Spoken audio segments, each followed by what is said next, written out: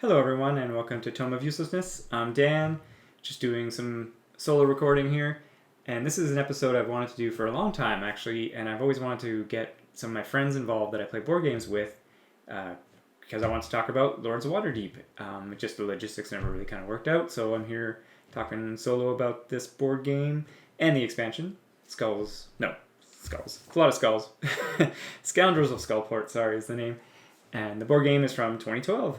So it's a little older, but what I really wanted to talk about this game is I think it's a really good introduction board game to board game mechanics and some mechanics that, you're going to see in board games that followed this one, as well as it was previously done, but I think it really brings it together well in this game, and it's low level of entry is kind of what I'm saying. You can teach this game to people who don't know these kind of mechanics, and they can grasp them pretty well. I've taught this game to many people who have limited board gaming experience, and they can grasp it. Maybe not all the fine nuances of everything, but they can definitely get in there and compete in their first playthrough and understand it for their next playthrough or for games that follow. Because the main mechanic in this game is worker placement. And like I said, it's been done before this game. It, of course, shows up in so many games after it, so it's a good introduction into the game mechanics. And, if you're unfamiliar with worker placement, it's just pretty simple, where you place your worker on a square, and you either get the resource that the square specifies or do the action that the square specifies. In this case, most of the time it's gathering a resource. And, you just continue to do that and continue with the game. Basically, what you're trying to do is to gather resources and manipulate things and try to strategize the best you can in order to complete quests. And there are 5 different kinds of quests in this game, and you just need to gather the resources to do the quests. For example, this one here in front of me, it just needs a warrior, a rogue, a wizard, and 4 gold, and your reward is 4 victory points and 2 wizards. So you just gather the resources, complete the quests, gain the victory points, and then whoever has the most points at the end of the game is the winner. Which is nice and simple and very easy to grasp, and the board design really displays that all on the board itself. There's no kind of weird hidden thing where you're like, wait, how many points am I up, or what have you. There's a nice tracker around the board, goes from 0 to 100, and there are only 8 rounds in the game, which again, there's a tracker on the board for that, so you can tell immediately where you're at as far as, placement and how far into the game you are, which I really like. Makes it all nice and clear, and like I said, other people that maybe aren't too nuanced in board games, it's visually all right there, and you're able to kind of process it. So there's a lot of things I like about this game. Did I forget to mention? I think I did. That it was designed by Rodney Thompson and Peter Lee. Sorry, I wanted to make sure that they get the credit on this one, because like I said, I really like this game. And one of the things I do like is the lords. Every player gets a lord at the beginning of the game. I kind of house rule this, and then I give people 2, and they get the choice of their lord, and all the rest get ditched to the box. The reason for that is sometimes you may get a lord that you may have played with before, or you might not like the strategy with that one, so you just get a little bit more variety. But the lords basically give you bonus points at the end of the game for doing something. Usually, for example, this one, at the end of the game, score 4 extra victory points for each commerce quest and warfare quest you completed. So you get one of those in the beginning, and that kind of sets your strategy, where you're going to be looking to complete warfare and commerce quests in that example. Something for, say, getting buildings or completing specialized quests from the expansion. But I really like that because it kind of changes your strategy right away, and from playthrough to playthrough, you might have a different lord, so right away you're already kind of focusing on something different than you did in the previous game. Yeah, so like I said, just provides a lot of good variety. Excuse me. Another thing I really do like about the game as well is that there are optional buildings that people can purchase. And again, these aren't out there like mechanics and stuff like that, but I just really like how they're implemented in this game. And basically, there are optional buildings that can provide resources or just do a different thing than a basic square. And throughout the game, people can buy them, and then they become another square that a worker can be placed on, and you get something different. So for example, in this one, you get 1 rogue, 1 warrior, and 2 gold. And if you are the owner of the building and someone places a worker on there, you get a resource. So it's kind of an incentive to purchase the building. You can't double dip. As the owner, you can't go there and then also gain all that stuff. But there is a plot quest that'll let you do that. So, there's just some cool combos out there that can be achieved through plot quests and buildings and stuff like that. And like I said, yeah, it really provides a lot of variety. Like, I don't know if I've seen all of the buildings in a game, and I've played a lot of games of Lords of Waterdeep, so it just definitely changes the replayability, as well as it really changes the shape of the game, where I remember playing a game where there was a lot of buildings that gave gold. So there was a lot of squares where you could get gold, and there was a lot of gold in the economy. And then the next time I played, that didn't happen, and so there was only a few squares where you could get gold, so it just became more difficult to obtain gold. So just things like that, where it can really change the landscape of the game, and just how it all kind of plays out. And the main thing I really like about Lords of Waterdeep, compared to other worker placement games, is that in many worker placement games, you're kind of building your own tableau, and there's not much you can ever do to interact with your opponents, except for really kind of just deny picking, where you're just like, oh, that guy looks like he just needs that, I'm going to go here, deny pick him a little bit.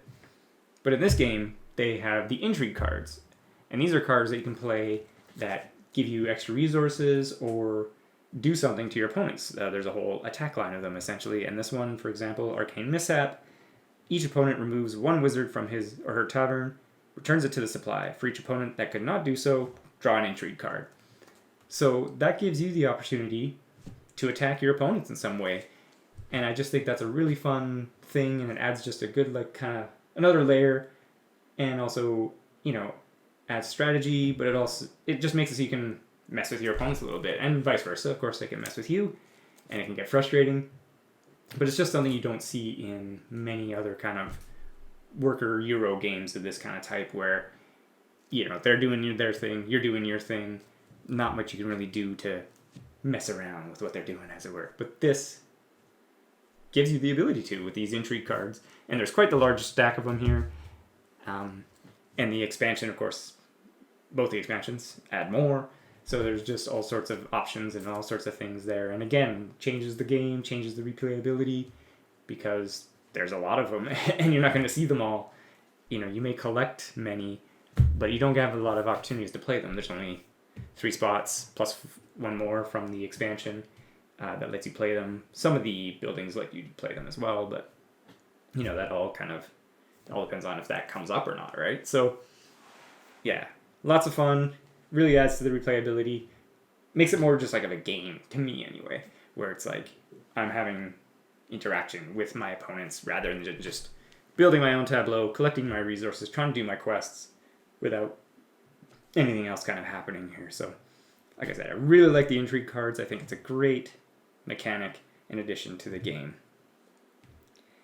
And I did mention, of course, quests and wizards and everything like that. So Lords of Waterdeep is a Dungeons and Dragons themed board game, but you don't have to interact with a theme, or you can interact with it as much or as little as you want, right?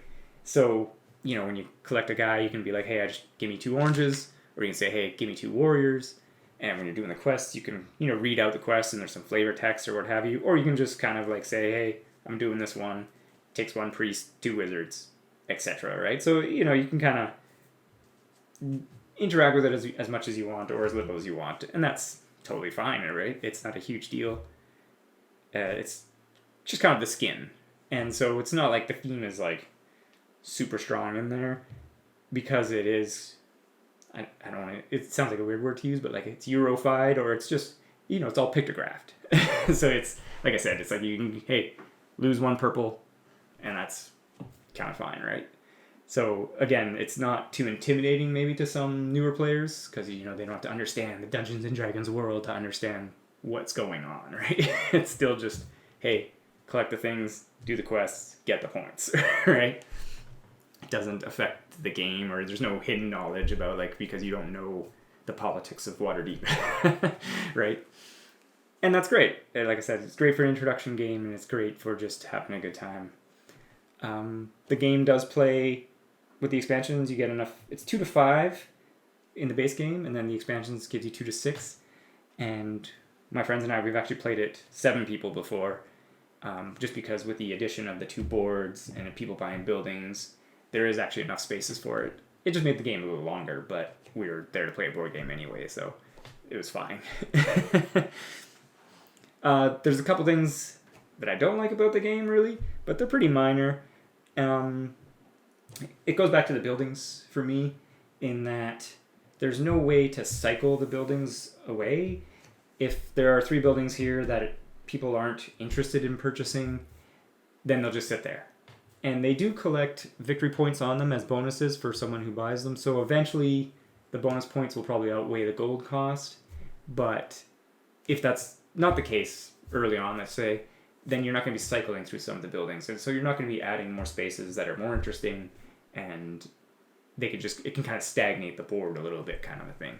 So I wish there was some way to cycle a building or some of the buildings out of the deck. Like I said, there are some intrigue cards and even some quest cards that let you kind of look at some of the buildings to pick one or buy one, kind of a thing. But there's no way to just get rid of one, because the quests, there are always 4 of them on the board, but there's a space that lets you get rid of all 4, draw 4 new ones, and then you get to pick from that, kind of thing. So if you look at the quest landscape and you're like, oh, I don't really like those, or I think those are too helpful to my opponents, you can just reset them away. Not so with the buildings, and especially because the more powerful it is, the more it'll cost. So if there's 3 high cost buildings there, early on people might not be able to afford them, or they just might not, be good. So it's a minor thing. Like I said, these are kind of just minor board game points in my mind that are just, bothersome to me. So that's one of the things I don't like. The other thing, I feel that the expansion especially added quests that are just too valuable in points.